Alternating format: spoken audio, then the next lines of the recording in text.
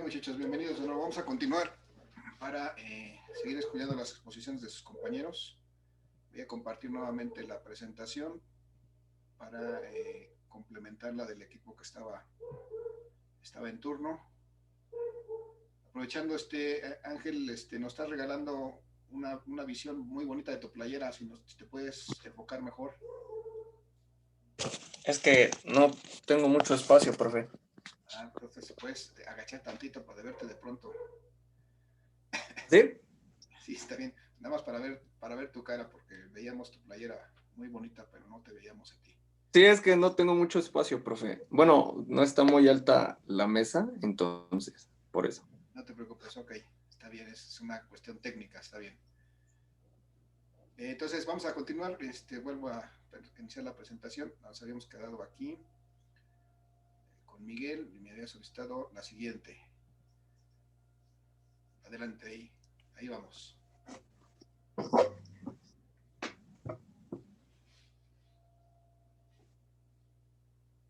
Adelante, Ángel, ¿sigues tú? Esa es mía. Sí, perdón. Estos resistores son resistores de película de óxido metálico. Estos resistores son más costosos que los de película metálica porque no son muy habituales. Se utilizan en aplicaciones militares o donde se requiera gran fiabilidad, porque la capa de óxido es muy resistente a daños mecánicos y a los ambientes húmedos.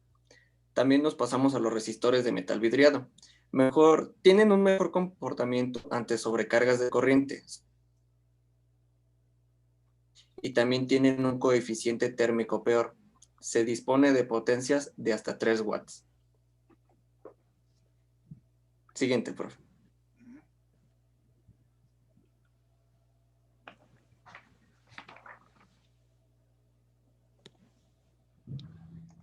Ok, resistencias ajustables. Resistencias ajustables disponen de tres terminales, dos extremos y uno común, pudiendo variarse la resistencia hasta su valor máximo. Entre el común y cualquiera de los dos extremos son de baja potencia dominal. También tenemos lo que son los resistencias variables, lo que son potenciómetros, trimers, entre otros tipos de resistencias. Su estructura es semejante a la de los resistores ajustables, aunque la disipación de potencia es considerablemente superior. Se utilizan básicamente para el control de exterior de circuitos complejos. Los potenciómetros pueden variar su resistencia de forma lineal, lo que son potenciómetros lineales, o exponencial, lo que son potenciómetros logarítmicos. Siguiente, profe.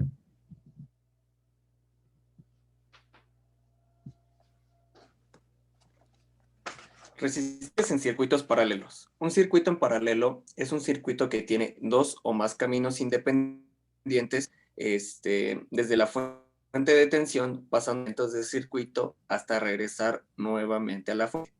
En este tipo de circuitos, dos o más elementos están conectados entre el mismo par de nodos, por lo que tendrán la misma tensión. En un circuito paralelo, se cumple que la resistencia total del circuito es igual a la inversa de la suma de las inversas de las resistencias que hay en el circuito. Siempre se cumple que la resistencia total es más pequeña que la más pequeña de las resistencias conectadas en el circuito. Siguiente, profe.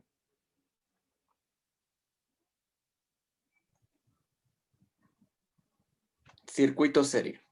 Circuito donde solo existe un camino para la corriente. Para la corriente desde la fuente suministradora de energía a través de todos los elementos del circuito, hasta regresar nuevamente a la fuente. Esto indica que la misma corriente fluye a través de todos los elementos del circuito o que en cualquier punto del circuito la corriente es igual.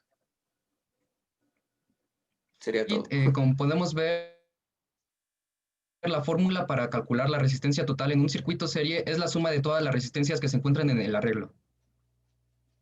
Y eso fue todo. Muchas gracias. Bien, muchachos, gracias. Nos dieron una visión, más bien de las aplicaciones de los resistores, de las características ya aplicados para su funcionamiento en circuitos. Esta parte de la suma lo vamos a retomar más adelante con otro equipo, está bien, de cualquier manera, para irnos introduciendo. Y vamos a ver qué nos comparte el siguiente equipo. Gracias, muchachos. Gracias, Miguel. Gracias, Ángel. Vamos al siguiente.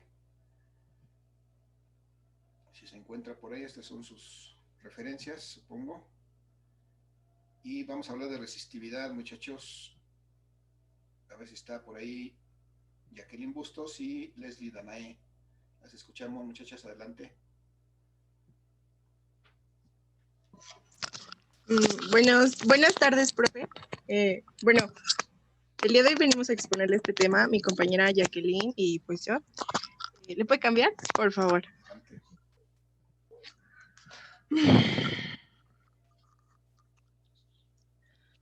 La resistividad es conocida como la resistencia específica de un material. Esta describe el comportamiento de un material frente al paso de corriente eléctrica. Si el material tiene un alto valor de resistividad, es porque es un mal conductor, mientras tiene un valor bajo de resistividad es porque es un buen conductor.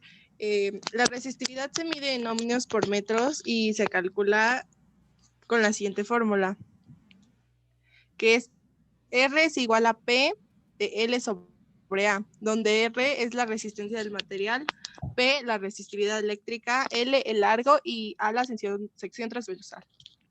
¿Le puede cambiar, profe? Nada más una observación. Esta es la fórmula para calcular la resistencia de un conductor de una cierta longitud, de una cierta área. De aquí, si se despeja, entonces se puede determinar la resistividad. La resistividad está rojo. Nada más esa aclaración. Gracias. Ok. Adelante. La resistividad también se puede entender como una medida de oposición que presenta un material al flujo de corriente. Y pues ya, eso es todo por mi parte. ¿Qué es la tabla? ¿Qué nos dice? Es la resistividad de algunos materiales. La resistividad baja es de los buenos materiales conductores y la alta es de los que no son buenos conductores. Ok, gracias. Voy por la siguiente, Jacqueline. Sí, por favor. Okay.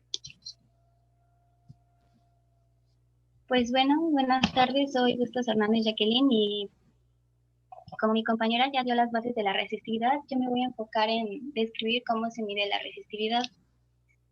Y existen varios métodos, pero la técnica dependerá del tipo de material, magnitud de la resistencia, forma y grosor. Es importante conocer este parámetro de los semiconductores que se encuentran dopados. Por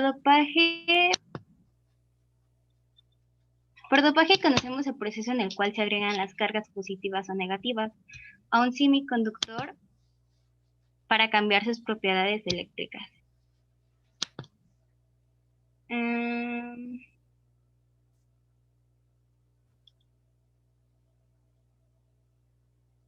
Medir la resistividad es un proceso fundamental en la industria de los semiconductores. Aunque se tengan tablas con valores de resistividad de dichos valores o materiales, es importante conocer ese parámetro de los semiconductores que se encuentran dopados por dopaje. Conocemos el proceso en el cual se agregan cargas positivas o negativas a un semiconductor para cambiar sus propiedades eléctricas. El proceso de dopaje puede cambiar la resistividad del material causado que la capacitancia, resistencia en serie y el voltaje de threshold cambien. Por ello, en la electrónica siempre es necesario poder contar con algún instrumento que permita determinar esos cambios.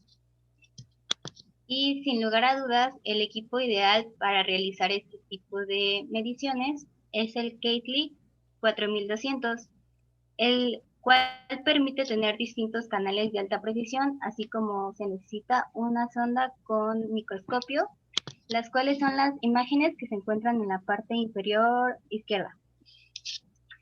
Siguiente, por favor.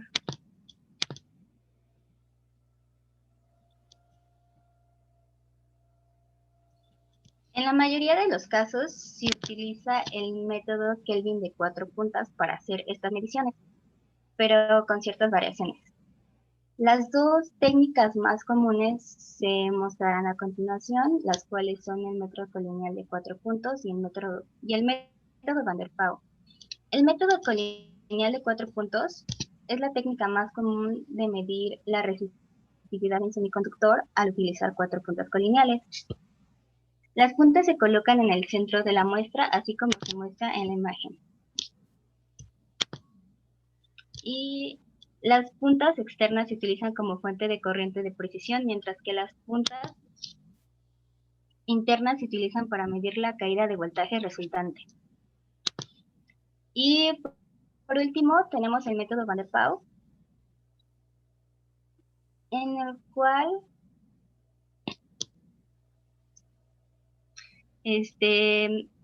perdón. También encontramos la fórmula que está en la parte después del diagrama, donde se puede calcular la resistividad de la siguiente fórmula mostrada. Y ya, por último, el método de Van der Pau, donde se deben de realizar 8 mediciones, igual como pueden observar en el diagrama, alrededor de la muestra, como también es principal útil medir las muestras pequeñas donde el espacio geométrico de los contactos no es importante.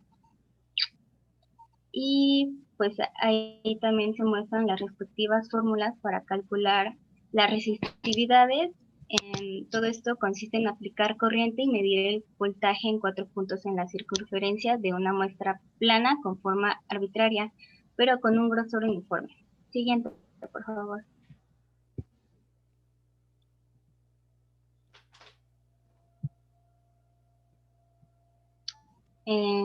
Igualmente hemos dejado un video al final donde se compacta toda la información que encontramos en YouTube y nuestras bibliografías. Y eso ha sido todo. Muy bien, muchachas. Bien, nos dieron algún ejemplo de aplicación, ya algo muy en forma de la aplicación de esta resistividad y cómo se utiliza o cómo se ve en la cuestión de los semiconductores. Está bien, pero a la física le interesa ir un poquito más al fondo, más a la base, digamos, de la resistividad. Hubiera sido interesante también ver un cálculo de resistividad muy simple, porque lo que nos proponen en los casos anteriores, eso de medir voltajes y corrientes, sí, efectivamente, son cosas simples, pero vamos a algo mucho más simple todavía, solamente a determinar la resistividad de un conductor. Para la física esa es la primera base. Ok, de cualquier manera, gracias por su exposición, está bien. Vamos a ver qué nos comparten los compañeros del siguiente tema. Gracias, Leslie, gracias, Jacqueline. Gracias. Vamos a ver qué nos dicen en el siguiente tema con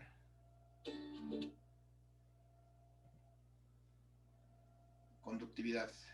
Muchachos, Linda y Ilian, los escuchamos, por favor.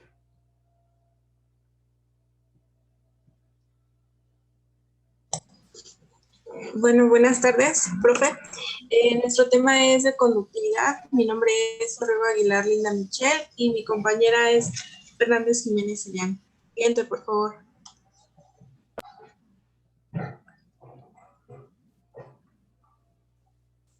Bueno, la conductividad es la capacidad que tiene una sustancia o material para permitir el paso de corriente eléctrica a través de sí. Esto quiere decir que es para que se dé un buen transporte de electrones. La conductividad es la inversa de la resistividad, por tanto, bueno, el símbolo con el que se presenta se llama sigma y la fórmula es igual a, sigma es igual a 1 sobre la resistividad eléctrica. Y bueno, su unidad es el Siemens por metro. Siguiente, por favor.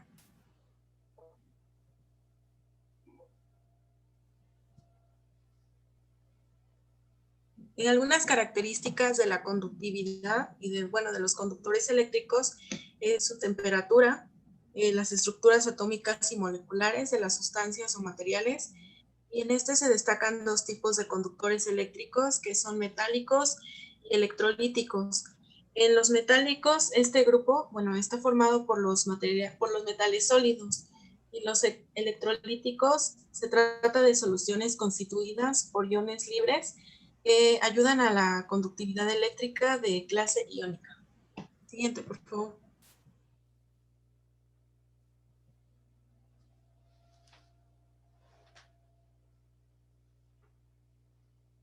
Bueno, pues yo les voy a hablar sobre la explicación de la fórmula.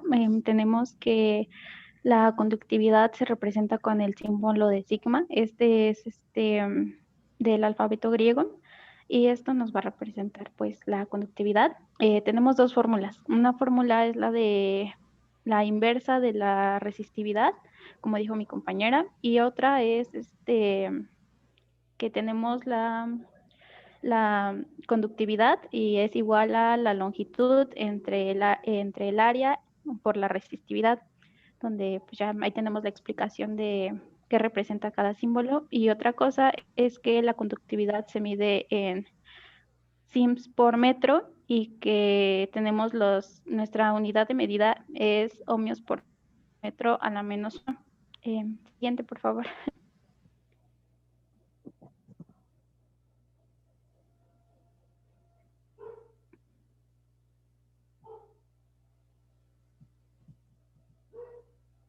Bueno, aquí tenemos unos ejemplos de problemas de la conductividad. Creemos que es importante tomar esto porque al final de cuentas es lo que vamos a hacer. Aquí, bueno, podemos regresar cuando gusten, pero realmente nada más sigue la fórmula y es para que lo tengamos de base para cuando nos presentemos con algún problema. Siguiente, por favor.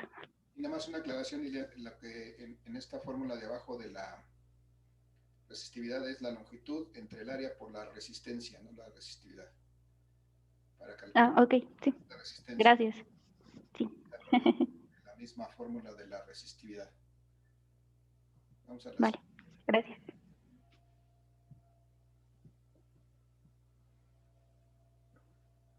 Bueno, aquí puse una tabla, por así decirlo, donde vemos que tenemos los materiales conductores. Sabemos que los materiales conductores son los metales, más que nada. Estos se representan porque su conductividad es mayor a 10 a la 4 sims por metro. Aquí tenemos pues los materiales que serían el cobre, más que nada. También tenemos los semiconductores, que estos pues se representan más por lo que es el germanio y el silicio. Estos tenemos una conductividad desde 10 a la menos 10 hasta 10 a la 4 sims por metro.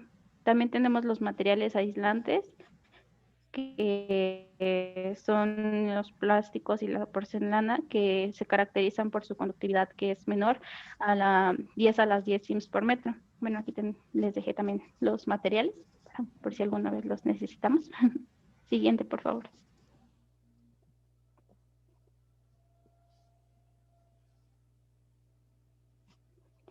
Bueno, pues aquí dejamos unas tablas para que viéramos aproximadamente cuánto era su conductividad y la temperatura, porque como lo dijo mi compañera, tenemos varios tipos de temperatura, ahí varía la conductividad para ver si son conductores, semiconductores, etc. Y siguiente, por favor. Perdón, los valores de las tablas de la derecha son de conductividad, ¿verdad? Sí. Y es continuación de esta tabla, ¿verdad? Pero está cortada. La segunda columna. Sí. Es que si no se veía muy borrosa. Ajá, está bien. La segunda columna es conductividad, la tercera columna es temperatura. Bien, gracias. La siguiente. Ahí está. Bueno, pues aquí tenemos nuestra bibliografía por si alguna vez quieren investigar más a detalle, si necesitamos las tablas o los videos de la resolución de los problemas, igual tocan el tema de la resistividad, creo, y porque van ligados más o menos. Y pues eso sería todo de nuestra parte. Muchas gracias. Muy bien, muchachas, gracias. Aquí ya le empezaron a entrar como debía ser un poquito a la parte del cálculo, la parte que nos interesa en la física. Pero bueno, ahorita vamos a redondear todas estas ideas. Sin problema. Gracias por su exposición, muchachos. Gracias, Ilian. Gracias, Linda. Y muchas gracias. Gracias. Me parece que es el último equipo que nos va a hablar de conductancia.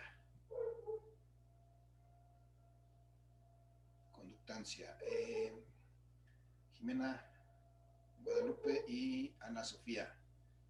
Adelante, muchachos, los escuchamos.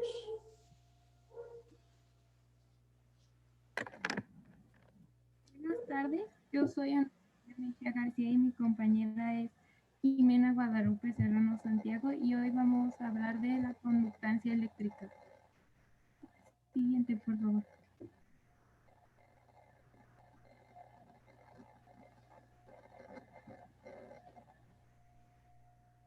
La conductancia es la propiedad que tiene un material para poder conducir la corriente eléctrica. Esta es la inversa de la resistencia y se representa con la letra G. Su unidad es el Siemens y su fórmula es intensidad de corriente entre voltaje. Siguiente, por favor.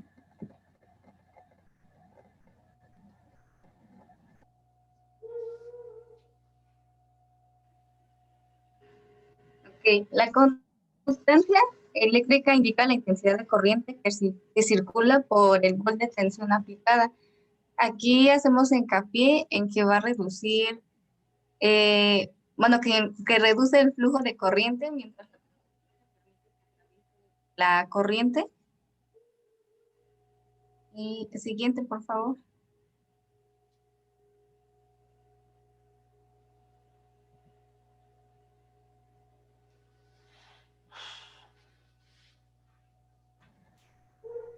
Como dije anteriormente, la conductancia es lo opuesto a la resistencia, entonces a mayor conductancia va a ser menor la resistencia y a mayor resistencia va a ser menor la conductancia, por lo que son inversamente proporcionales.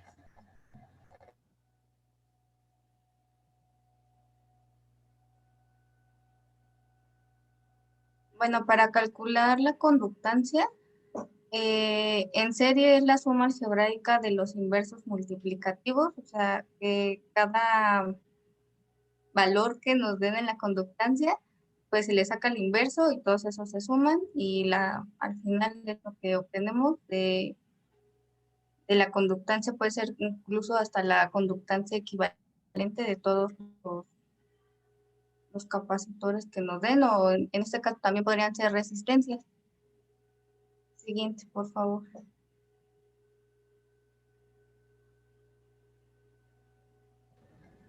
Para calcular la conductancia en paralelo se hace lo mismo que cuando calculábamos la capacitancia, igual en un circuito en paralelo, nada más se suman todas las conductancias. Siguiente, por favor.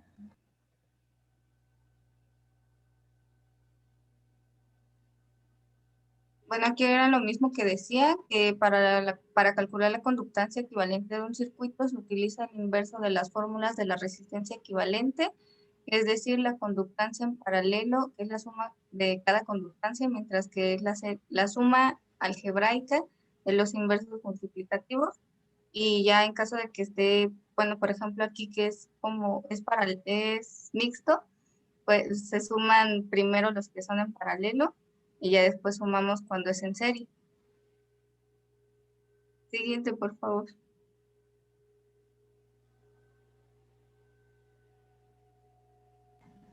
Algo importante es que esto no debe confundirse con la conductividad ni con la conducción, porque la conductancia es útil cuando se están usando valores de resistencias muy pequeños. Siguiente, por favor.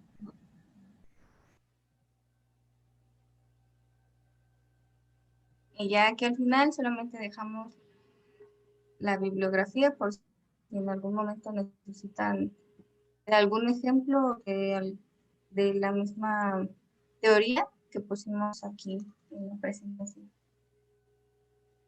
Y eso sería todo de nuestra parte. Gracias, muchachos. Gracias, Jimena. Gracias, Ana Sofía. Bien, nos pusieron aquí el panorama general de la conductancia e incluso los circuitos series paralelo y mixto, cómo trabajarlo, algo similar a como trabajamos en los capacitores y algo similar a como vamos a trabajar en esta parte de curso. De hecho, en la siguiente sesión, los circuitos de resistores. Esto ya es para la siguiente sesión. Entonces, Entonces, hasta aquí, muchachos, las presentaciones. Gracias. En general, muchachos, solamente la recomendación general para todos es esta. Vamos a tratar de leer, necesitamos tratar de leer menos lo que está en la presentación, porque eso ya está ahí. Eso no es conveniente, pues, no se ve bien que vengamos a leer la presentación. Todo eso, si tenemos oportunidad de tenerlo a la mano, está bien. Aprovechando que no estamos frente a la audiencia, pues podemos tener nuestro apuntador con toda esa información y poner sobre la presentación solamente imágenes o pequeños textos que nos vayan guiando en esta presentación, pero evitemos al máximo leer las presentaciones directamente. Es decir, no es bueno que leamos lo que está en la presentación, al menos grandes párrafos completos. A lo mejor una frase está bien, y después de otro ratito otra frase que nos vaya guiando, pero en general esa es la recomendación para todos, muchachos. Muy bien, para todos, felicidades por sus presentaciones, gracias por compartirnos su trabajo y por ilustrarnos con su tema, pero en general yo veo que nos centramos en la parte más de aplicación, en la parte más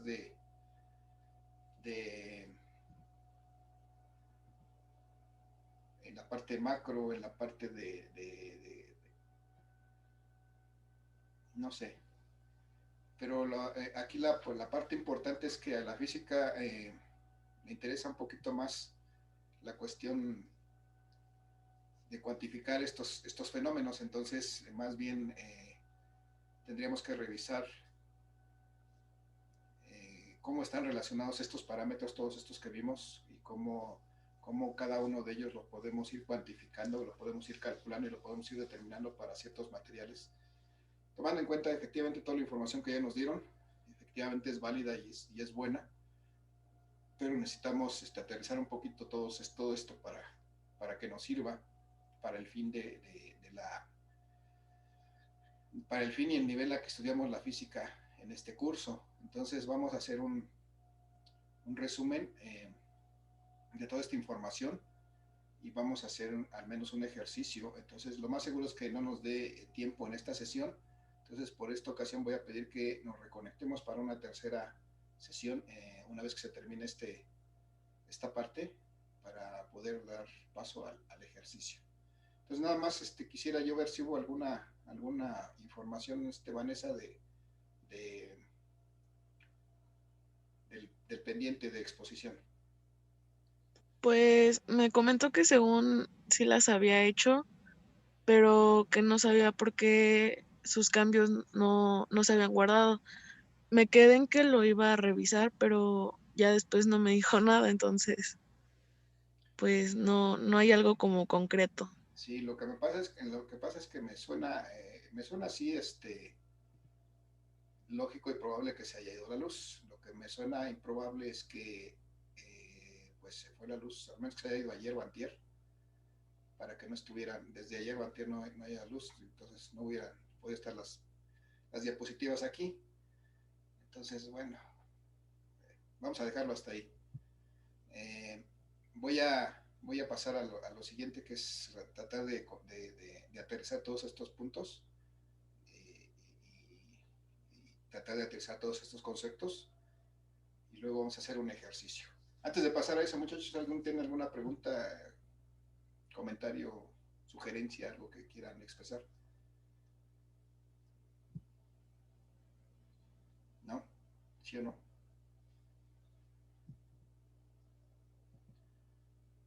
Bueno. Entonces vamos a aprovechar estos 10 minutos que nos quedan de esta sesión y vamos a recordar, tratar de integrar toda la información que nos dieron los compañeros.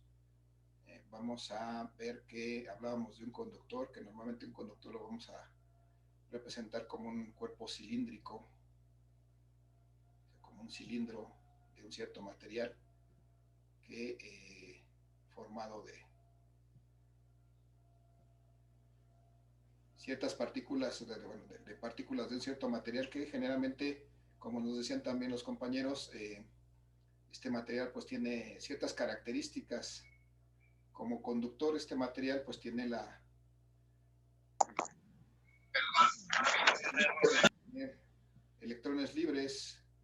cargas eléctricas negativas que tienen cierto movimiento, cierta facilidad de moverse, y entonces se aprovecha esa característica para lograr que estos electrones, estas partículas del material, se puedan mover en una cierta dirección, en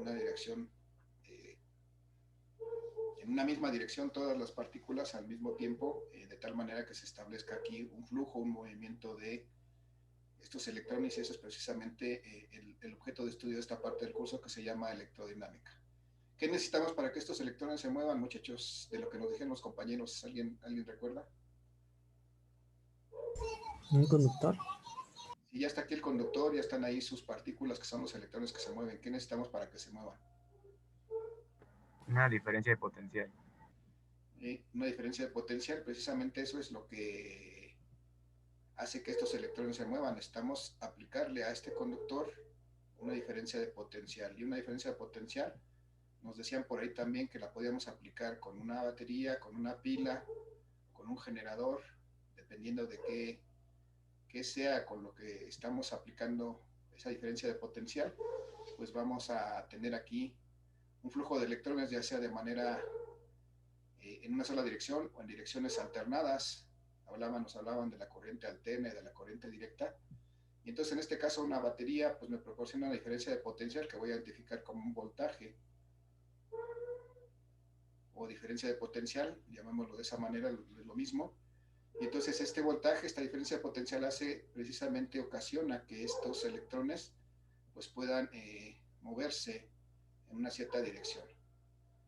Nos decían por ahí del polo positivo al polo negativo, o del negativo al positivo.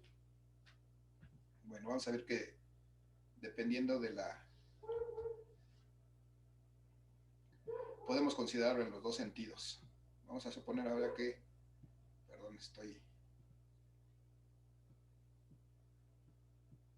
cuando yo aplico una diferencia de potencial en este conductor, lo que ocasiona es que estas partículas, electrones que están dentro de este conductor, se muevan en una misma dirección. Y este movimiento de electrones en esta dirección, pues establece lo que se llama, genera lo que podemos llamar una corriente eléctrica, que es un flujo de electrones en una misma dirección, es decir, todos los electrones se mueven en la misma dirección. Esta corriente eléctrica, bueno, se simboliza también con una letra I. Y entonces esta corriente eléctrica, estos electrones que están moviéndose a través de este conductor, pues atraviesan una cierta superficie de este conductor.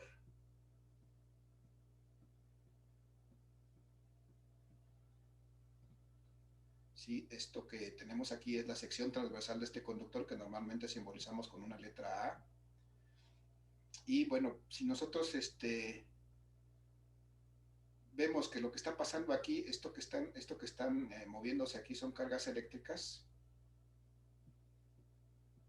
y que estas cargas eléctricas pueden estar circulando durante un cierto tiempo atravesando esta superficie del conductor, esta área de sección transversal del conductor. Entonces podemos definir precisamente esta corriente eléctrica como una relación entre la cantidad de cargas que pasan a través de esta área, de esta sección transversal del conductor, entre el tiempo que le toma pasar esas cargas a través de esta sección transversal. Entonces, de esta manera podemos definir la corriente eléctrica para la física, ¿no? Ya nos hablaron a escala grande cómo es que es esta corriente, cuál es su aplicación, cuáles son sus usos, pero para la física es interesante determinar esta corriente a partir de las propiedades de esta carga, de esta cantidad de cargas que están atravesando esta sección transversal del conductor en un cierto tiempo. Y entonces esta corriente eléctrica se determina por medio de esa relación. Entonces las unidades de esta corriente eléctrica se llaman Coulomb, que es la unidad de carga, entre la unidad de tiempo, que son segundos, y eso se llama ampere.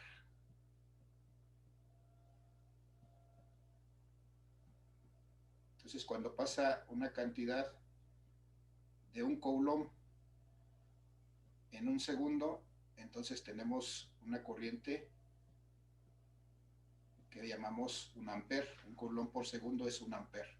Entonces, si pasan tantas cargas como 1 coulomb en un tiempo de 1 segundo, entonces tendremos una corriente eléctrica de 1 ampere circulando a través de este conductor. Entonces, el primer concepto, muchachos, en el que debíamos haber aterrizado, que nos debieron de haber hablado los compañeros de corriente, bueno, se fueron a la parte, les digo, a la parte gruesa, pero este es el concepto interesante que también debemos de manejar.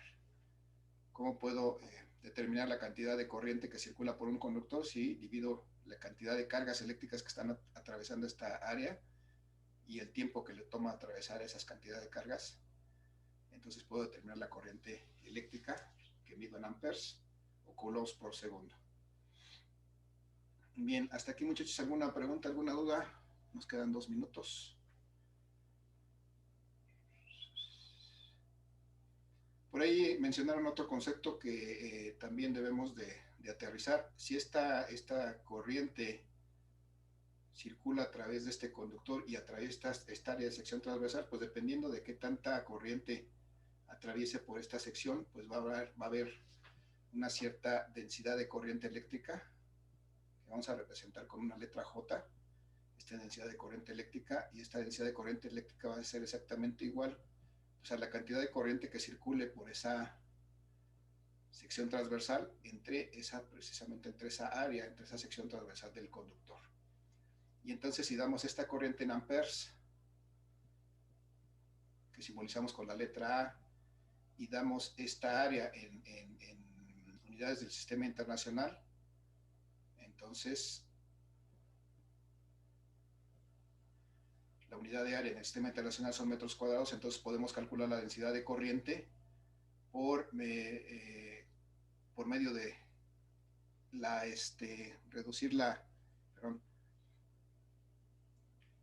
sacar la relación entre la corriente y el área. De esa manera calculamos la densidad de corriente. Estamos a punto de terminar.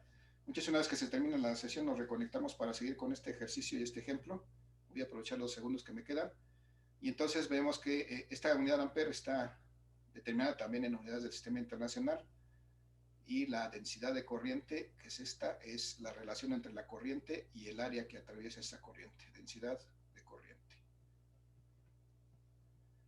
Es un segundo tema que se expuso en esta sesión. Pero ya me ando cayendo. Y nos reconectamos, muchachos, para seguir viendo este resumen. Voy a descargar esto. Y nos vemos en 2 minutos, por favor. Los espero.